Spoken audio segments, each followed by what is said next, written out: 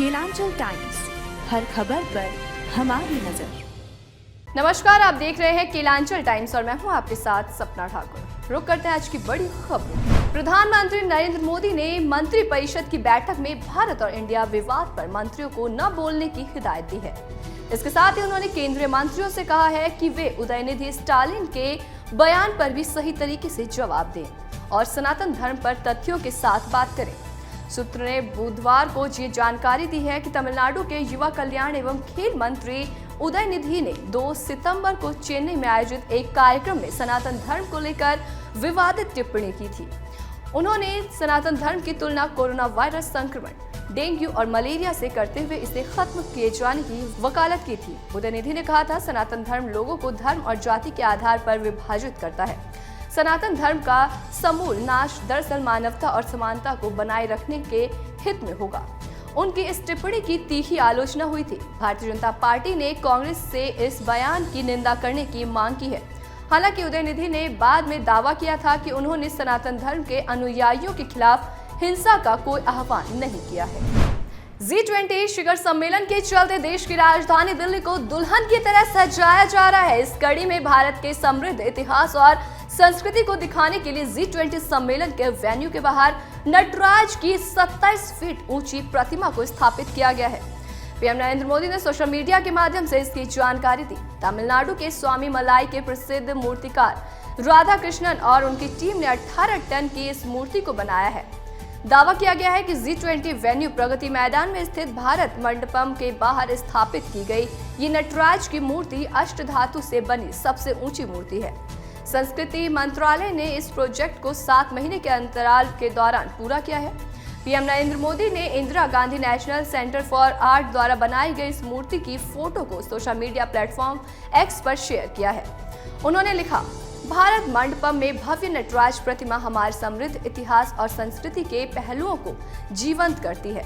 जैसे ही दुनिया G20 शिखर सम्मेलन के लिए एकत्रित होगी, ये भारत की सदियों पुरानी कलात्मकता और परंपराओं के प्रमाण के रूप में खड़ा होगा। एक दिन पहले Indira Gandhi national centre for art ने अपने आधिकारिक एक्स हैंडल पर तस्वीरें शेयर करते हुए लिखा था, भारत मंडपम में अष्टधातु से बनी नटराज की मूर्ति स्थापित की गई है। 27 फीट ऊंची 18 टन वजनी ये मूर्ति अष्टधातु से बनी है, सबसे ऊंची मूर्ति है और इसे तमिलनाडु के स्वामी मलाई के प्रसिद्ध मूर्तिकार राधा कृष्णन ने बनाया है। उनकी टीम ने रिकॉर्ड 7 महीने में इसे तैयार किया है। चोल साम्राज्य काल से ही राधा कृष्णन की 34 पीढ़ियां मूर्ति बना रही हैं। G20 के दौरान ब्रह्मांडीय ऊर्जा, रचनात्मकता और शक्ति का महत्वपूर्ण प्रतीक नटराज की ये प्रतिमा सम्मेलन में आकर्षण का केंद्र बनेगी। संस्कृति मंत्रालय की टीम IGNCA द्वारा इस प्रोजेक्ट को अंजाम दिया गया। आगामी 8 से 10 सितंबर तक नई दिल्ली में G20 शिखर सम्मेलन होने जा रहा है। इसको लेकर के तैयारियां पूरे जोर शोर से की जा रही है। सुरक्षा चाक चौबंद करने से लेकर दिल्ली को खूबसूरत लुक देने का भी काम बखूबी किया जा रहा है। अमेरिका के प्रेसिडेंट जो बाइडेन समेत दुनिया के करीब 30 देशों के राष्ट्राध्यक्ष, प्रमुख और प्रतिनिधियों के इस सम्मेलन में शिरकत करने की उम्मीद जताई गई है। लेकिन इससे ठीक पहले राष्ट्रपति द्रौपदी मुर्मू की ओर से डिनर इनविटेशन भेजा गया, जिसमें प्रेसिडेंट ऑफ इंडिया की जगह प्रेसिडेंट ऑफ भारत अंकित किया गया है, जिस पर बवाल खड़ा हो गया है। विपक्ष खासकर कांग्रेस भारत शब्द को लेकर काफी मुखर हो गई है। तो वहीं आपको बता दें कि कांग्रेस के अलग अलग नेताओं के बयान भी सामने आ रहे हैं। प्रेसिडेंट ऑफ भारत नाम पर G20 रात्रि भोज का निमंत्रण भेजे जाने पर कांग्रेस नेता शशि थरूर ने मंगलवार को कहा कि इंडिया को भारत कहने में कोई संवैधानिक आपत्ति नहीं है, लेकिन उन्हें उम्मीद है कि सरकार इतनी मूर्ख नहीं होगी कि इंडिया को पूरी तरह से त्याग दे, जिसकी बड़ी ब्रांड वैल्यू है। केरल से कांग्रेस सांसद शशि थरूर ने यह भी दावा किया है कि ये पाकिस्तान के संस्थापक मोहम्मद अली जिन्ना थे, जिन्होंने इंडिया नाम पर आपत्ति जताई थी, क्योंकि इसका तात्पर्य ये था कि हमारा देश ब्रिटिश राज का उत्तराधिकारी राज्य था और पाकिस्तान एक अलग राज्य था।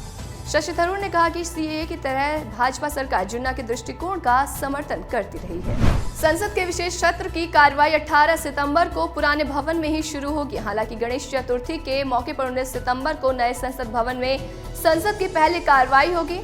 सूत्रों के हवाले से ये दावा किया गया है कि बता दें इसी साल 28 मई को पीएम नरेंद्र मोदी ने नए संसद भवन का उद्घाटन किया और इसे देशवासियों को समर्पित किया था। लोकसभा और राज्यसभा दोनों सदनों ने 5 अगस्त 2019 को सरकार से संसद के नए भवन के निर्माण के लिए आग्रह किया था। इसके बाद 10 सितंबर 2020 को प्रधानमंत्री नरेंद्र मोदी ने संसद के नए भवन का शिलान्यास किया था। संसद के नवनिर्मित भवन को गुणवत्ता के साथ रिकॉर्ड समय में तैयार किया गया है। संसद का वर्तमान भवन 1927 में बनकर तैयार हुआ था, जो अब लगभग 100 साल पुराना होने जा रहा है। इस भवन में वर्तमान आवश्यकताओं के अनुरूप स्थान का अभाव था। दोनों सदनों में सांसदों के बैठने की सुविधाजनक व्यवस्था भी कम पड़ रही थी। इसे ध्यान में रखते हुए लोकसभा और राज्यसभा दोनों ने प्रस्ताव पारित कर सरकार से संसद के लिए एक नई इमारत बनाने का आग्रह किया था। संसद का नवनिर्मित भवन भारत की गौरवशाली लोकतांत्रिक परंपराओं और संवैधानिक मूल्यों को और समृद्ध करने का काम करेगा। केंद्र सरकार की तरफ से संसद का विशेष सत्र बुलाए जाने के बाद से ही इसे लेकर कई तरह की अटकलें लगी रही है। एक देश एक चुनाव से लेकर इंडिया का नाम बदलकर भारत किए जाने तक विशेष सत्र में एजेंडे को लेकर चर्चाओं का बाजार गर्म है। इस बीच कांग्रेस की संसदीय दल की अध्यक्ष सोनिया गांधी ने प्रधानमंत्री नरेंद्र मोदी को चिट्ठी लिखी है और उनसे संसद के विशेष सत्र के एजेंडे पर जानकारी मांगी है। सोनिया गांधी ने चिट्ठी में कहा है, संसद का विशेष सत्र विपक्ष से बिना किसी पूर्व चर्चा के बुलाया गया है। उन्होंने सत्र के एजेंडे की जानकारी भी मांगी है। कांग्रेस के पूर्व अध्यक्ष ने पीएम मोदी से 9 सूत्रीय एजेंडे पर चर्चा कराने का भी आग्रह किया है। उन्होंने चिट्ठी में मांग रखी कि 18 सितंबर से शुरू होने वाले संसद के विशेष सत्र के दौरान देश की आर्थिक स्थिति, जातीय जनगणना, चीन के साथ सीमा पर गतिरोध और अडानी समूह से जुड़े नए खुलासों की पृष्ठभूमि में संयुक्त संसदीय समिति गठित करने की मांग समेत 9 मुद्दों पर उचित नियमों के तहत चर्चा कराई जाए। सोनिया गांधी ने पत्र में कहा, रचनात्मक सहयोग की भावना के तहत मैं आशा करती हूं कि संसद के आगामी सत्र में इन विषयों पर चर्चा कराई जाएगी। उनकी इस चिट्ठी पर कांग्रेस महासचिव जयराम रमेश ने कहा कि किसी को भी इस विशेष सत्र को लेकर जानकारी नहीं थी। पहली बार ऐसा हो रहा है जब विशेष सत्र को लेकर हमारे पास एजेंडे की कोई जानकारी नहीं है। तो ऐसी तमाम बड़ी खबरों से जुड़ने के लिए देखते रहें केलांचल टाइम्स। केलांचल टाइम्स, हर खबर पर हमारी नजर।